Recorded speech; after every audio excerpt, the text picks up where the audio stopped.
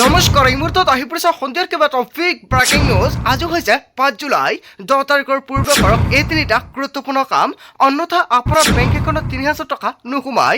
অৰুণোদয়ৰ প্ৰতিজন হিতাধিকাৰীৰ বাবে ভাল খবৰ দিলে মুখ্যমন্ত্ৰী ডক্টৰ হিমন্ত বিশ্ব শৰ্মাই। লাখ লাখ একাউণ্টত চৰকাৰী কৰ দুটা কিস্তি একেলগতে সোমাব। 220 কোটি টকা প্ৰদান কৰা হৈছে চৰকাৰী কৰৰ বাবদ। আপোনাৰ একাউণ্টত টকা সোমালে আত্মীয় গোটৰ প্ৰতিজন মহিলাৰ বেংক একাউণ্টত পুনৰ 10,০০০ টকা সোমাই দিব। যিসকল হিতাধিকাৰীৰ তালিকাত নাম থকা সত্ত্বেও 10,০০০ টকা চেক পোৱা নাছিলে, সেইসকল হিতাধিকাৰীৰ বাবে ভাল খবৰ আহি পৰিছে।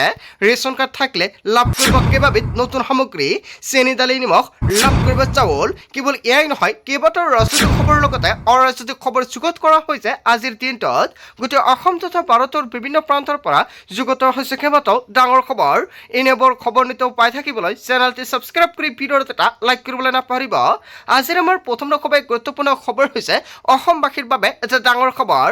অৰুণোদয় হিতাধিকাৰীও পাব চৰকাৰী ধন। অৰুণোদয় আঁচনিৰ তালিকাত আপোনাৰ নাম অন্তৰ্ভুক্ত হৈ আছেনে? চৰকাৰৰ কেবিনেট বৈঠকত কেইবাটাও গুৰুত্বপূৰ্ণ সিদ্ধান্ত গ্ৰহণ কৰিছে। ৰাজ্যত পূৰ্ণদমে চলিব আঁচনি ৰূপায়ণৰ কাম কাজ। ৰাজ্যত পুনৰ কেইবাটাও আঁচনিৰ টকা সোমাই দিয়া হ'ব প্ৰতিগৰাকী মহিলা আৰু পুৰুষসকলৰ বেংক একাউণ্টত। প্ৰতিটো যোগ্য দৰিদ্ৰ পৰিয়ালে লাভ কৰিব চৰকাৰী কৰ। কেৱল এয়াই নহয়, চৰকাৰী ঘৰৰ পৰা আৰম্ভ কৰি অৰুণোদয় আঁচনিলৈকে কেইবাটাও বৃহৎ ঘোষণা কৰিছে মুখ্যমন্ত্ৰী ডক্টৰ হিমন্ত বিশ্ব শৰ্মাই। অৰুণোদয় আঁচনিৰ লগতে চৰকাৰী ঘৰৰ টকা সোমাব আপোনালোকৰ বেংক একাউণ্টত।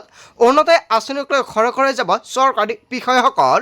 হিতাধিকাৰী হ'ব পুনৰীক্ষণ, সোমাব নতুন হিতাধিকাৰীৰ নাম। যিসকল হিতাধিকাৰী অৰুণোদয় আঁচনি পোৱা নাই, যোগ্য হিতাধিকাৰী আছে, সেইসকল হিতাধিকাৰীৰ নাম অন্তৰ্ভুক্ত কৰা হ'ব তালিকাত। হিতাধিকাৰীৰ তালিকাত হ'ব পাৰে ডাঙৰ সাল সলনি। হয়, হিতাধিকাৰীৰ তালিকাত কেইবাটাও নতুন নিয়ম সলনি কৰিব। অৰুণোদয় হিতাধিকাৰীক লৈ চলিব সমীক্ষা।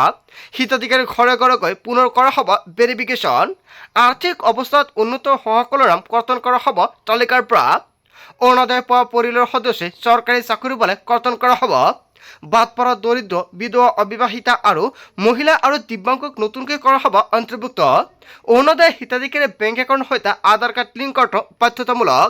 31 জুলাইৰ পূৰ্বে প্ৰতিগৰাকী অৰুণোদয়ৰ হিতাধিকাৰীয়ে অতি শীঘ্ৰে বেংক একাউণ্টৰ সৈতে আধাৰ কাৰ্ড লিংক কৰক, অন্যথা আপোনাৰ বেংক একাউণ্টত অৰুণোদয় আঁচনিৰ টকা নোসোমায়।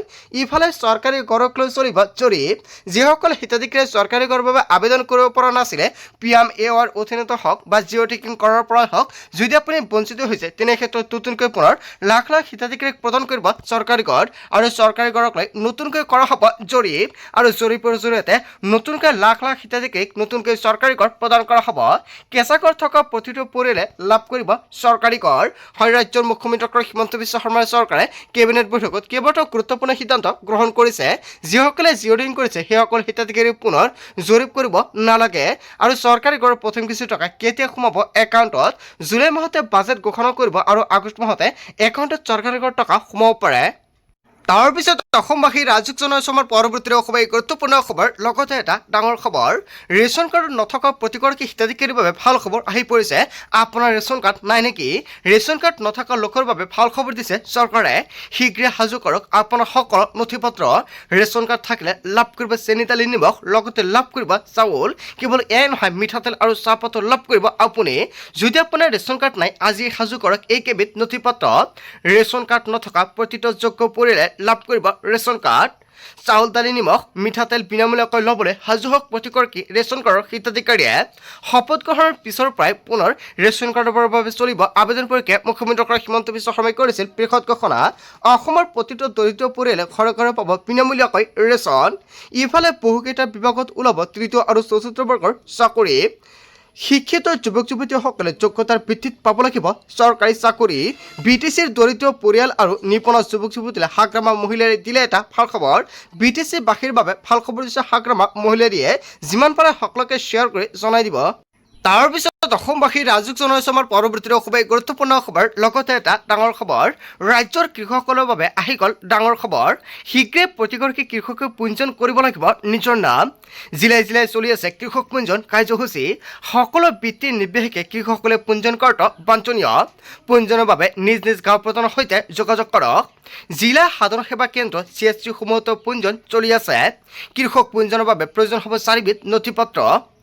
আধাৰ কাৰ্ড পান কাৰ্ড আধাৰ পঞ্জীকৃত মোবাইল নম্বৰ আৰু মাটিৰ জমাবন্দী এই চাৰিবিধ নথিৰ সৈতে আপুনি পঞ্জীয়ন কৰিব পাৰিব নিজৰ নাম কৃষক পঞ্জীয়ন হোৱাৰ পিছতে লাভ কৰিব চৰকাৰৰ বহুতো সুবিধা আন জিলাসমূহৰ লগতে যোৰহাট জিলা কৃষি বিষয় জাৰি কৰিছে জাননী যিকোনো সময়তে যিকোনো অঞ্চলতে এই আঁচনি সুবিধা লাভ কৰিব আপুনি যিসকল হিতাধিকাৰী এতিয়ালৈকে PM কিষাণৰ অধীনত আবেদন কৰা নাই অতি শীঘ্ৰে আবেদন কৰক আপুনি কৰ্তব্য মোবাইল ফোনৰ জৰিয়তে PM কিষাণত আবেদন কৰিব লাগিব এতিয়া PM কিষাণত আবেদন কৰিবলৈ হ'লে আপোনাৰ ফাৰ্মাৰ আইডি প্ৰয়োজন হ'ব নহ'লে আপুনি কিন্তু এপ্লাই কৰিব নোৱাৰিব আপুনি কেনেকৈ ফাৰ্মাৰ আইডি বনাব যদি আপোনালোকে এতিয়ালৈকে বনোৱা নাই অতি শীঘ্ৰে এটা কমেণ্ট কৰি জনাব নেক্সট ভিডিঅ'ত জনাই দিম যিসকল কৃষকে PM কিষাণৰ টকা লৈ আছে সেইসকল প্ৰতিগৰাকী কৃষকৰ ফাৰ্মাৰ আইডি বনোৱাটো বাধ্যতামূলক যিসকল কৃষকে PM কিষাণৰ টকা লৈ থকা সত্ত্বেও এতিয়ালৈকে ফাৰ্মাৰ আইডি বনোৱা নাই কেনেকৈ বনাব কি নথিপত্ৰ লাগিব কমেণ্ট কৰিলে নেক্সট ভিডিঅ'ত জনাই দিম তাৰ পিছত অসমবাসী ৰাজুক জনাইছে আমাৰ পৰৱৰ্তী খুবেই গুৰুত্বপূৰ্ণ খবৰ লগতে এটা ডাঙৰ খবৰ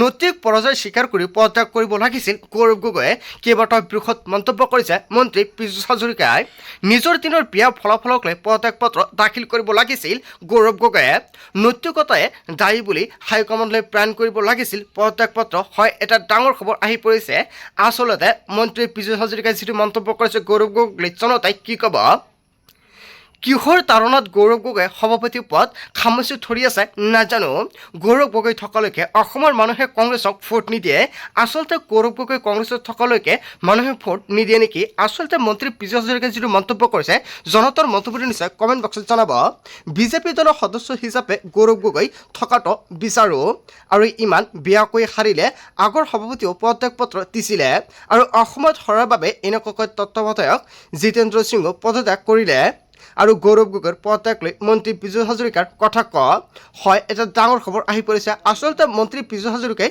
যিটো মন্তব্য কৰিছে গৌৰৱ গগৈৰ পদত্যাগ লৈ যদি জনতাৰ কিবা ক'ব লগা থাকে নিশ্চয় আপোনালোকৰ মন্তব্যটো কমেণ্ট বক্সত জনাব তাৰ পিছত অসমবাসী ৰাজুক জনাইছে আমাৰ পৰৱৰ্তী খুবেই গুৰুত্বপূৰ্ণ খবৰ লগতে এটা ডাঙৰ খবৰ মহা বিপদত জনপ্ৰিয় ইউটিউবাৰ ধ্ৰুৱ ৰাঠী হয় এটা ডাঙৰ খবৰ আহি পৰিছে আঁতৰ হ'ব ইউটিউবৰ পৰা ধ্ৰুৱ ৰাঠীৰ ভিডিঅ' আৰু ইউটিউবাৰ ধ্ৰুৱ ৰাঠীৰ ভিডিঅ'ক লৈ এতিয়া কঠোৰ উচ্চ ন্যায়ালয় আৰু কি উল্লেখ কৰিছিল এই ভিডিঅ'টোত ইয়াক লৈ কেইবাটাও বিতংভাৱে আপোনালোকে জানি লওক ধ্ৰুৱ ৰাঠীৰ বহু ভিডিঅ'ই ধৰ্মীয় আৱেগত আঘাত হানিছোঁ বুলি মন্তব্য কৰিছে ধৰ্মীয় আৱেগত আঘাত হনা বিষয়বস্তু সহ্য কৰা নহ'ব কঠোৰ সতৰ্কবাণী জাৰি কৰিছে ইউটিউবাৰ ধ্ৰুৱ ৰাঠীলৈ আৰু অহা 15 দিনৰ ভিতৰতে ধ্ৰুৱ ৰাঠীৰ ভিডিঅ'ক লৈ লোৱা হ'ব সিদ্ধান্ত দিল্লী উচ্চ ন্যায়ালয়ৰ গুৰুত্বপূৰ্ণ নিৰ্দেশনা জাৰি চলিত বৰ্ষত গো মাংস সন্দৰ্ভত ভিডিঅ' আপলোড কৰিছিল ধ্ৰুৱ ৰাঠীয়ে আৰু বিষয় আছিল হিন্দুসকলে গো মাংস খাব পাৰে নে নাই